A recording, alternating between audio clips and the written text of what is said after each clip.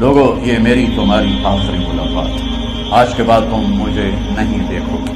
واپسی پر آپ نے معاذ بن جبل کو مدینے سے یمن روانہ فرمایا تو معاذ بن جبل سے ایسی محبت تھی کہ ان کو سی آف کرنے کے لیے 7 میل پیدل چلتے۔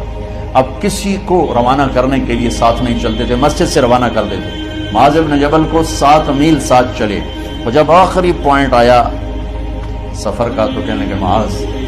عسى اللہ تلقانی بعد عام هذا، معاذ یہ تیری میری آخری ملاقات ہے، وَلَعَلَّكَ تَمُرُّ بِقَبْرِي وَمَسْجِدِي هَذَا، جب تو واپس آئے گا تو میری قبر دیکھے گا اور میری مسجد مجھے نہیں دیکھے۔